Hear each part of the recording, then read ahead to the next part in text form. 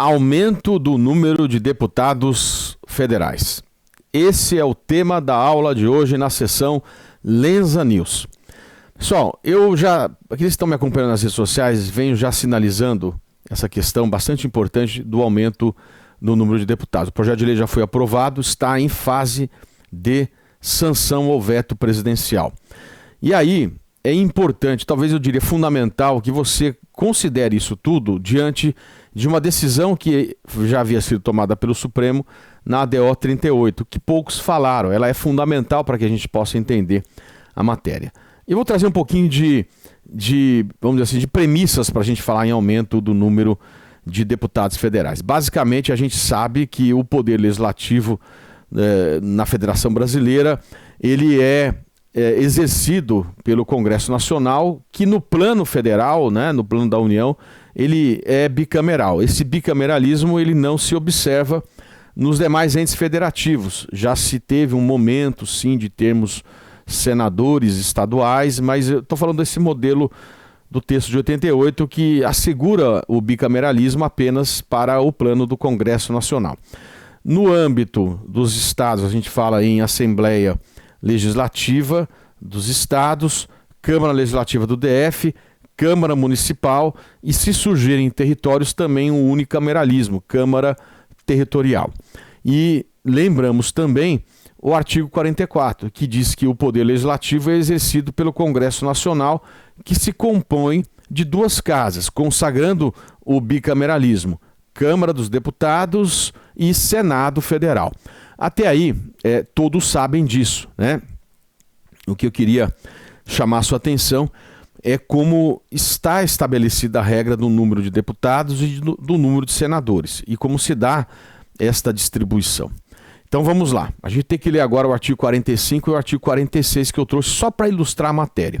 Eu sei que todos já sabem, mas é importante chamarmos a sua atenção aqui. 45 caput. A Câmara dos Deputados compõe-se de representantes do povo eleitos pelo sistema proporcional. Isso é importante. Em cada estado, em cada território e no DF. Até a questão da proporcionalidade no território a gente já chama atenção, porque a Constituição, no parágrafo 2º do 45, diz que se for criado um território, ele vai eleger um número fixo de 4, o território. Mas então vamos focar em estado e Distrito Federal. Existe uma proporcionalidade em relação à população de cada estado e do DF. Se um estado ele tem um número maior de deputados, de pessoas, a população é maior, ele terá um número maior de deputados e assim por diante. O inverso, se tem um número menor, terá um número menor. É o que manda a Constituição e é diferente dos senadores, porque o sistema vai ser outro lá. Agora veja o parágrafo 1º do 45 e eu vou sair da frente aqui, ó. O número total de deputados não foi fixado na Constituição, diferente do número total de senadores. O número total de deputados, bem como a representação por estado e pelo DF, será estabelecido por lei complementar do Congresso Nacional, proporcionalmente à população. A população de cada estado e do DF, procedendo-se aos ajustes necessários no ano anterior às eleições para que nenhuma daquelas unidades da federação tenha menos do que 8 ou mais do que 70 deputados federais. Ou seja, aqui você já observa que você já sabe o piso e o teto. O piso mínimo de 8 e o teto máximo de 70. Não importa se o estado é muito mais volumoso e proporcionalmente seria um outro número. Não importa se o estado tem um número muito pequeno de a população comparada com o maior e seria um número de 2, 3, mas a gente tem que ter um mínimo de 8 e não o máximo de 100 e pouco, o máximo de 70.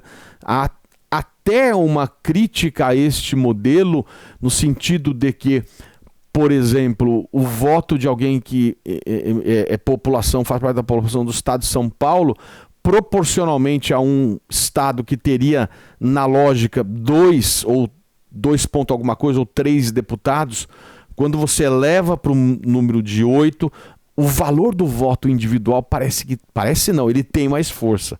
Há uma certa crítica a esse modelo pela própria lógica de piso e teto, mas é a regra constitucional que se quiserem mudar tem que ser aprovada uma emenda mudando isso, piso e teto. Agora, o número de deputados não foi fixado na Constituição. A Constituição disse que quem vai estabelecer este número é uma lei complementar do Congresso Nacional. Vamos avançar. Professor, e como é que fica o Senado?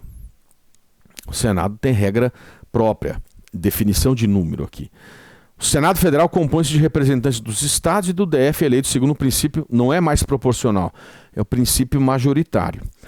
Cada estado e o DF elegerão 3 senadores, já definiu o número.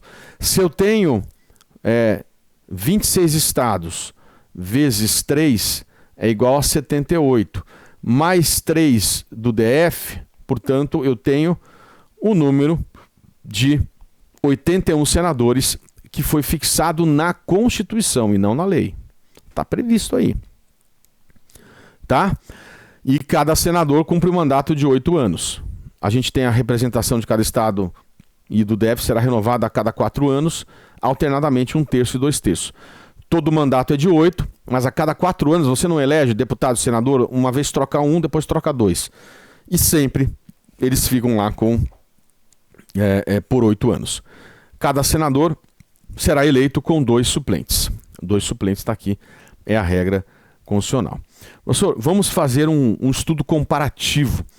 E aqui eu trago essa imagem interessante do Congresso Nacional e justamente a figura geométrica, assim, esse formato, representa a Câmara. Logo embaixo ali está o plenário da Câmara, que por sinal a cor dele é verde, basta ligar a TV e você olhar isso. Então, alguns dizem que quando se construiu Brasília, a vontade do povo é recebida para depois o Senado sedimentar. Deixa eu sair da frente aqui para você visualizar essa imagem do Congresso Nacional. Mas vamos lá. Vamos fazer o comparativo. Câmara dos Deputados, representantes do povo. Senado Federal, representantes dos estados e do DF. Eleição. Deputados, princípio proporcional à população. Senadores, princípio majoritário. Não importa o tamanho do estado, todo estado elege 3 senadores. Ele não importa o tamanho da população do estado. E é majoritário porque é aquele que tem o maior número de votos leva a vaga. É que nem a eleição da chapa da Atlética na faculdade. A chapa que tiver mais voto leva. Agora, nem sempre o deputado que teve mais votos, ele leva a cadeira, porque tem outros fatores da proporcionalidade e outros fatores da legenda. A gente não está falando... Esta não é uma aula de poder legislativo, é uma aula sobre aumento, é uma novidade, né, no Lenza News, sobre o aumento do número de deputados. A gente precisa saber isso. Mandato dos deputados, 4 anos, que corresponde a uma legislatura. Legislatura é o período de 4 anos, portanto, os senadores cumprem 2 legislaturas, mandato de 8 anos. Vamos avançar aqui e colocar que a lei, não lembram que foi a lei que fixou em 500 que iria determinar o número de deputados, fixou em 513 deputados. A lei fixou piso e teto, 870. Território Federal, número fixo de 4. Lembra? E senadores, 3 senadores por estado, cada um com 2 suplentes. Portanto, 81 senadores, está previsto na Constituição. 26 vezes 3, 78, mais 3 do DF, 81. E a renovação de 1/3 e 2/3 a cada 4 anos. Elege um, e já vão ter 2 lá com 4 anos, mais 4 anos, esses 2 ficam com 8 anos de mandato, saem 2, 2/3, 1/3, 2/3. E a idade mínima, né? Deputado, idade mínima de 21 anos e senadores, idade mínima de 35 anos. Né? Nas aulas envolvendo o Poder Legislativo, vou explicar que eu entendo que para ser presidente da Câmara dos Deputados, ele tem que ter, muito embora o deputado 21, presidente da Câmara, tem que ter pelo menos 35 anos, que é a idade mínima do presidente da República, porque ele pode, na sequência, né, se o presidente e o vice viajam, o presidente da Câmara pode assumir a presidência da República. Né? presidente da Câmara, Senado e Supremo. Só que o senador já tem 35 e o ministro do Supremo já tem 35. Então, só uma observação interessante aí. Bom, então o que você tem? Você tem uma lei que fixou em 513. Só que aí tem um grande problema. A Constituição determina que se faça os ajustes necessários de 8,70 de acordo com a evolução do próprio censo, do próprio número de deputados em cada estado. E isso muda. Se você for pegar em 1988 e hoje, você tem uma mudança brutal de população de estados. Alguns perderam, outros ganharam muito, perderam, ganharam. Isso muda. E se eu não reajustar, eu estou violando a Constituição. De quando que é a lei? A lei é de 1993. De lá para cá, nunca se fez esse reajuste. Não há uma lei para isso. Olha o que a gente tem que chamar atenção do ponto de vista constitucional, e eu quero que você leia comigo. Vem comigo aqui. O número total de deputados, bem como a representação por Estado e pelo DF, será estabelecido na lei complementar. A lei complementar, ela estabeleceu em 513. Só que aí faltou o quê? Proceder aos ajustes necessários para que faça este melhor equilíbrio do piso e do teto. O que aconteceu? A lei lei complementar 78 de 93, ela estabeleceu um número de 513, ela fixou, ela veio disciplinar a Constituição, né? E aí vem, proporcional à população dos estados e do DF, o número de deputados federais não pode ultrapassar 513. Então, até falou não pode ultrapassar, mas eles fixaram em 513, tá? Muito bem. Aí ele disse o seguinte, esses cálculos da representação mínimo 8, máximo 70, será feito pelo TSE. E aí que surgiu o problema. Em nenhum momento a Constituição determinou que esses ajustes fossem feitos pelo TSE. O que a Constituição estabeleceu é que esses ajustes do melhor equilíbrio entre 8 e 70, considerando o número 513, que a lei também fixou, tenha que ser feito pelo próprio Congresso Nacional. O Congresso Nacional, ele não poderia ter delegado esse processo para o TSE. Isto está violando a Constituição. E este dispositivo da lei foi objeto de várias ADIs, eu vou aproximar aqui de você para você ler, e em 2014 o Supremo declarou inconstitucional essa parte final da lei. Olha o que diz o Supremo, ADIs 49, 47, 49, 63, 49, 65, 50, 20 e 50, 28. 2014, gente. A lei é de 93. 11 anos depois o Supremo declara inconstitucional isso.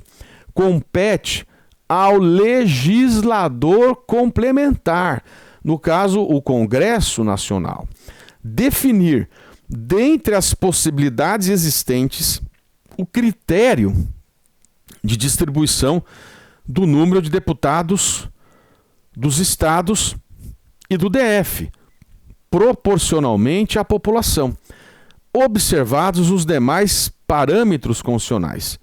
De todo, inviável transferir a escolha de tal critério, que necessariamente envolve juízo de valor, ao TSE ou a outro órgão. Declara inconstitucional. Estou falando de 2014.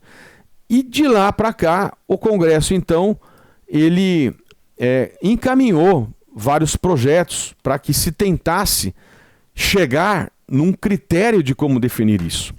Então, eu estou falando de uma lei de 93, estou falando de uma decisão de 2014 e estou falando de um período de 2014 para cá que o Supremo, que o Congresso Nacional, ele não estabeleceu esta legislação.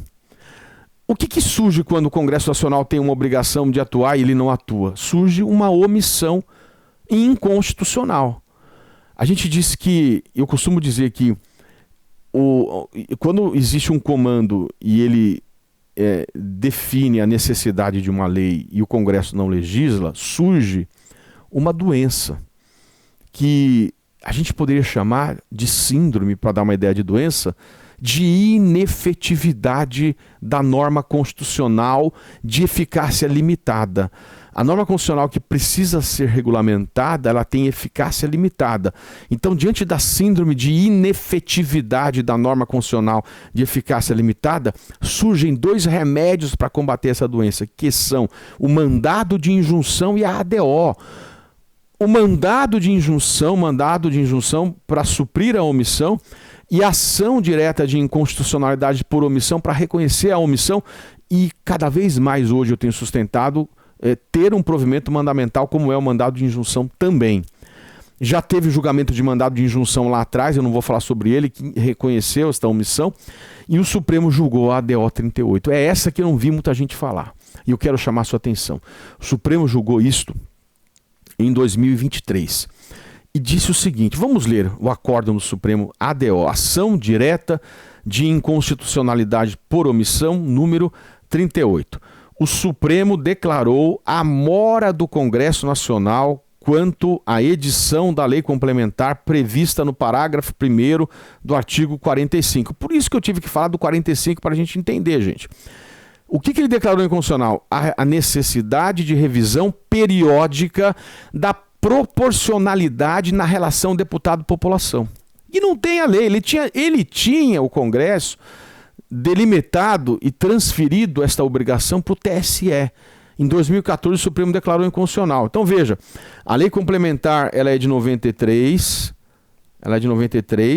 a decisão do Supremo que declara inconstitucional a transferência para o TSE é de 1994, e a ADO de 2023. Então você tem de 93 para 2023 uma omissão, e aqui me permita usar uma expressão que o ministro Gilmar usou em outro julgado, ele disse uma omissão negligente e desidiosa.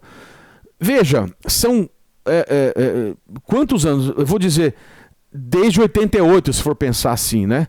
Que teria o parlamento que cumprir. Mas ele cumpriu em 93, aí ele achou que estava certo, o Supremo falou, não, está errado isso, é inconstitucional. Aí o Supremo declara inconstitucional isso, né? 2004. E aí, já são mais de 20 anos, né? Quase. Mais de 20 anos, em 2025, que ele não cumpriu a sua missão. Aí o Supremo falou, olha, é inconstitucional. Você tem que fazer uma lei para definir como funciona essa revisão periódica, essa proporcionalidade. E fixou até 30 de junho de 2025. Olha a data.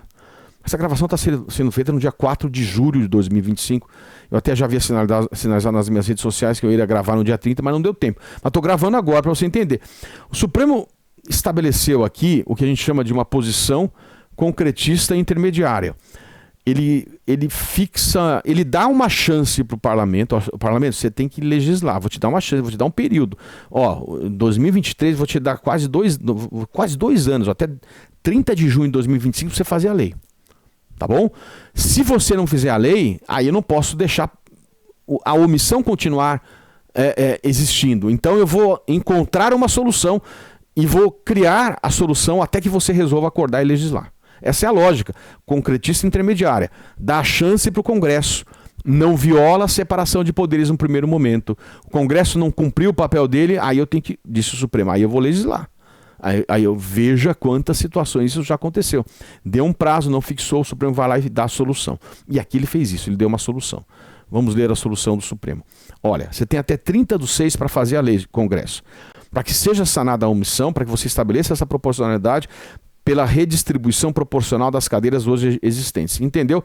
Que após esse prazo, e na hipótese de persistência da omissão inconstitucional, que caberá ao TSE determinar até 1/10/2025 o número de deputados federais de cada estado e do DF para a legislatura que se inicia em 2027, bem como o consequente número de deputados estaduais e distritais, que eu já vou falar sobre eles, observado o piso e o teto constitucional, 870, né? O número total de parlamentares previsto e o número total de parlamentares previsto na Lei Complementar 78 de 93, valendo, para tanto, o censo do IBGE de 2022 e a metodologia que o TSE utilizou. Ninguém criticou a metodologia aqui, a metodologia foi bastante interessante. Aqui o Supremo falou, não é papel do TSE. Mas se não, o Congresso não quer legislar, nós vamos criar uma solução para isso, né? Então vamos, considerando o número de deputados, hoje que a lei fixou em 513, usar a nova modificação da população de acordo com o censo IBGE 2022, ou a metodologia do TSE, e aí redistribuir essas cadeiras. Você concorda comigo que ao redistribuir cadeira, estados iriam perder, estados iriam ganhar? Porque se tem que um ganhar, tem outro que tem que perder. O número de 513 ali estabelecido. Bom, veja que ponto importante aqui que eu queria chamar a sua atenção. Muito embora existam projetos de lei que já tramitavam para fazer isso, existe a omissão também, não só quando o Congresso encaminha o projeto de lei, mas existe a omissão também quando o Congresso, muito embora tenha encaminhado o projeto de lei, ele não vota. A gente chama isso de inércia deliberante, ele não delibera, ele não vota, inércia deliberante. Tem o projeto, mas ele não vota, é como se não tivesse a lei, é como se não tivesse suprido a omissão. Então, muito embora o Congresso tivesse alegado, a própria AGU alegado que não, olha, não tem omissão porque tem projeto tramitando, só falta votar, o Supremo falou não. Isso já tinha sido decidido, o próprio ministro Gilmar já havia decidido essa questão envolvendo a criação de Luiz Eduardo Magalhães, um tema antigo sobre criação de municípios, bastante interessante aqui. Então veja, pessoal, o que eu entendo é que o prazo passou. Hoje é dia 4 de julho de 2025, o prazo era 30 de junho, mas o Congresso aprovou o projeto de lei, aumentando. E aí que é o ponto. O Congresso estabeleceu um modo de distribuição, mas o Congresso foi além, ele aumentou o número de deputados. Veja, o que a decisão do Supremo estabelece ali é que, considerando o número total que existe hoje na lei complementar, 513, em nenhum momento o Supremo mandou aumentar o número de deputados. Ele não mandou. Esse é o ponto que eu quero chamar a sua atenção. Em nenhum momento o Supremo, na decisão da ADO 38, determinou o aumento do número de deputados. Não determinou. O que o Supremo fez aqui foi considera 513 e, ao considerar 513, redistribui de acordo com o censo 2022. Por isso que, veja, até outro detalhe aqui. É muito importante que todo mundo compareça ao censo. Vote no censo, porque isso vai passar a ser um mecanismo de rebalanceamento, redistribuição de cadeira por estado. Alguns podem até criticar, mas o censo tem local que não chega, tem dificuldade, o estado vai estar subrepresentado, vamos usar o número de eleitores, mas não pode fazer isso, porque a Constituição mandou proporcionalmente à população, não ao número de eleitores, tá bom? Então fica mais uma observação, o censo, procurem falar para o censo. O censo tem um papel muito importante em política pública e veja aqui o critério que o Supremo utilizou. Bom, premissa, em nenhum momento o Supremo mandou aumentar o número de deputados. Ele mandou, olha, considera 513, tá aí, a decisão está aí na nossa frente aqui. Considera o que está previsto na lei complementar e faça o rebalanceamento. Tem estado que vai perder, tem estado que vai ganhar. O estado que vai perder é natural que ele reclamou. E aí começou um movimento político muito forte. Não podemos perder, né? Eu trouxe essa tabela, uma tabela muito interessante. Vou até sair da frente aqui, gente. Aliás, eu posso ficar aqui. Essa tabela, eu construí ela considerando o censo e considerando o projeto de lei. Quem está em amarelo na tabela do censo aqui é quem ganhou deputados. Quem está em verde é quem perdeu. Depois eu posso disponibilizar essa tabela. Eu vou postar ela também na rede social para ficar mais fácil. Olha que loucura. O Rio de Janeiro ia perder 4 deputados, gente. Aí alguns vão dizer que o censo não conseguiu fazer direito a medição, alguma dificuldade de chegar em alguns locais. Eu não sei dizer como foi feito esse censo, entendeu? Mas olha que loucura, ia perder 4. Começou um movimento muito grande. Bahia ia perder 2 deputados. Rio Grande do Sul ia perder 2. Pernambuco ia perder 1. Quem está em verde, ó. Paraíba ia perder 2. Piauí 2. Alagoas ia perder 1. Então isso gerou um movimento tão complexo, até eu coloquei assim, se fosse observado o censo, 7 estados perderiam 14 vagas na Câmara. E outros 7 ganhariam 14. Então começou um movimento político tão grande que falaram, ninguém perde nada. Então aqui o projeto de lei, ele manteve, ó, quer ver? Ele manteve onde estava verde, você vai observar aqui, olha, 46 aqui, né? Ele manteve para 46. Ele equilibrou, ele manteve o número, ninguém mais perde e só aumenta quem precisa aumentar. Minas aumentou 1, Paraná aumentou 1, Ceará aumenta 1, Pará aumenta 4. E a ADO havia sido proposta pelo Pará. O Pará já tinha percebido isso. Ele tinha razão, aumentar 4 no novo projeto. Seja com o censo, seja no novo projeto. Olha que interessante. Então, com o projeto de lei, a turma aumenta e aumenta mais ou menos seguindo a lógica do próprio censo. É muito parecida a lógica do censo. É a terceira coluna que está de amarelo, acaba batendo com a turma do censo, entenderam? Porque o número realmente mudou. A grande crítica que se fez é se estava correto o projeto de lei, eu vou até sair da frente aqui, 177 de 2023, ter aumentado 18 novos deputados federais. Por mais que o projeto tenha tentado minimizar o impacto de gasto público com esse aumento, é natural que vai ter um aumento de 18 novas cadeiras e que vai gerar um impacto orçamentário, e é essa a crítica que estão fazendo, né? Neste momento da minha gravação desta aula, eu não sei qual vai ser o enfoque que o presidente da República vai dar. Não sei se ele vai vetar, e ele pode vetar, é o que a gente chama de freios e contrapesos. O Congresso Nacional fez uma lei, o Executivo, lei complementar aqui, ele pode sancionar ou vetar. Ele tem 15 dias úteis para fazer isso, o prazo está correndo, tá? O veto, se vetar, tem que ser sempre motivado. Não existe veto sem motivação. E aí, então, o Executivo pode vetar. E aí, vetado, o Parlamento pode derrubar o veto. E aí é como se não tivesse veto, e aí vai o projeto como foi aprovado. E depois de aprovado, nessa hipótese, pode ser proposta uma ADI no Supremo para o Supremo declarar inconstitucional. Que loucura! Esses são o famoso checks and balances, ou freios e contrapeso. Por que esse impacto orçamentário é grande e isso envolve um gasto maior? Porque quando você aumenta o número de deputados federais, você aumenta o número de deputados estaduais. Você pode aumentar esse número.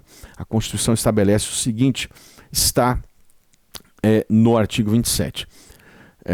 O número de deputados da Assembleia Legislativa corresponderá ao triplo da representação do Estado na Câmara dos Deputados, e atingido o número de 36, será acrescido de tantos quantos forem os deputados federais acima de 12. Eu confesso que quando a gente lê no mundo do direito, talvez você que me escuta aqui, se você tiver uma formação de matemática, né, de exatas, de engenharia, seja fácil a sua leitura aqui. Mas é muito difícil entender o que a Constituição quis dizer. E eu procurei, seja no meu livro, seja nas aulas, criar uma tabela para entender isso. Eu vou aproximar de você. Olha, é o triplo. O piso não é 8 e o teto não é 70, então já sei que começa com 8. Y é igual número de deputados, né? Estaduais, aqui eu estou por saber deputados estaduais, tá? É igual ao triplo. Então, se tem 8 na Câmara dos Deputados Federais, triplo, 24, 9, 27, 10, 30, 11, 33. Esses aqui são os deputados estaduais. Se os deputados federais são 12, 36, tá? Então aqui, você sabe... Agora, atingido o número de 36, aí que é o problema. Este número será... Deixa eu até ler... Vamos ler de novo, ó. Atingido o número de 36, será acrescido de tantos quantos forem os deputados acima de 12. Então eu criei uma regrinha assim, ó. Y, que é o número de deputados estaduais, né? É igual. Atingido 36, este número será acrescido de tantos quantos forem acima de 12. Acima de 12 é x menos 12. Olha que loucura.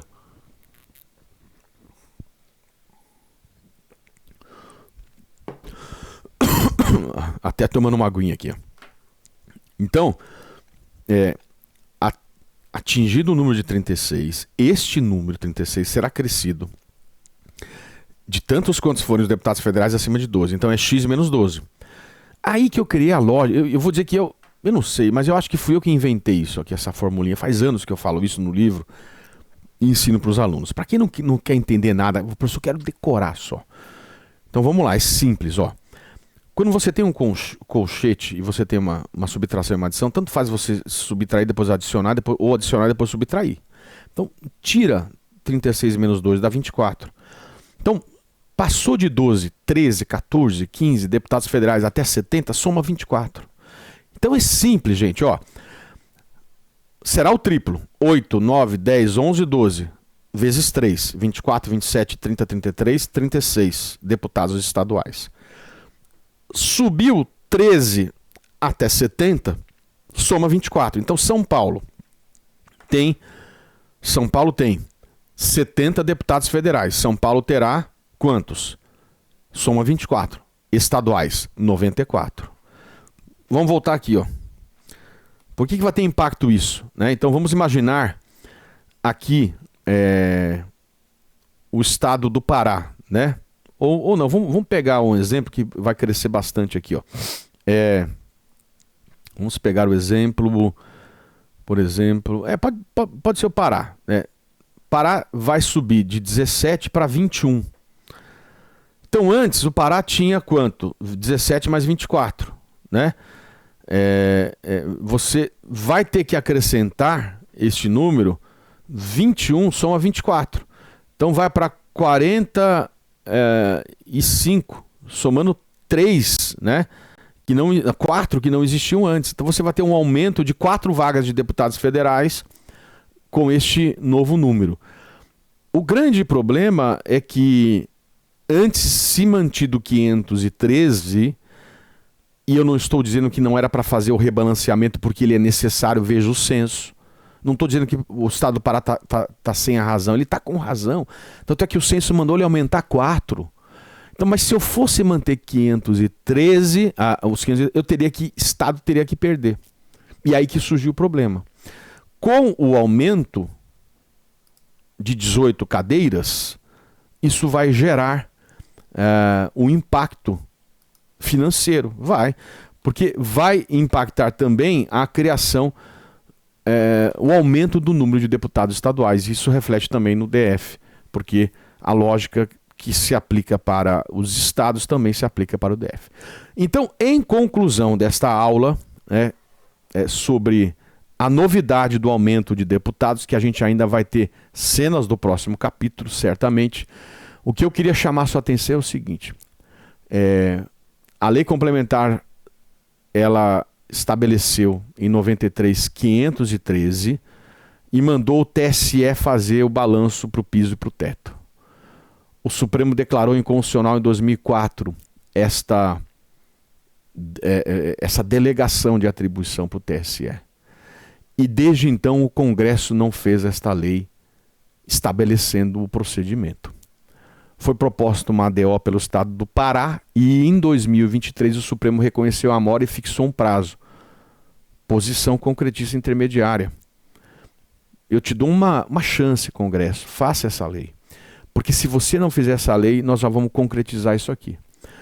O Congresso fez a lei, aprovou o projeto de lei, só que aumentou o número em 18 vagas. O Supremo pediu para fazer isso? Não pediu. É só isso que eu quero que fique claro. Depois você pode discutir, você pode criticar, você pode falar que não é momento de aumentar o gasto, de aumentar o número. O ponto que tem que ficar claro é que em nenhum momento o Supremo mandou aumentar. E chama a sua atenção porque na justificativa do projeto de lei eles fazem menção à ADO 38. E de maneira indireta dão a entender que foi isso que o Supremo pediu. Porque quando você lê o projeto de lei, a justificativa, se fala ali da ADO 38. Mas não se diz ali que a ADO 38 simplesmente pediu para o Congresso estabelecer o rebalanceamento. Então parece que estaria dando a entender que o Supremo mandou aumentar de 513 para 531, que não é verdade, né? Então o projeto a decisão do Supremo era só para rebalancear. E o Congresso decidiu politicamente aumentar 18 vagas. Então esse é o tema. Vamos aguardar como é que o Executivo vai enfrentar o tema, né? Estamos num momento de bastante tensão entre os poderes pela questão do IOF, que já está judicializada. Eu já falei inclusive nas minhas redes sociais.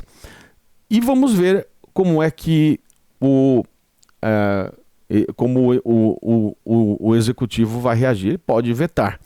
Se o Congresso não derrubar o veto, aí entra o TSE, porque o Supremo já decidiu que para as eleições do ano de 2026, né, para posse em 2027, vão ter que fazer esse rebalanceamento considerando o censo de 2022. E finalizo dizendo a importância do censo. Muita política pública tem considerado o censo de 2022. Então, a gente tem que pensar sobre ele e a importância dele. Era isso. Essa era a novidade. Trarei cenas do próximo capítulo. Um forte abraço do professor Pedro Lenza. Valeu.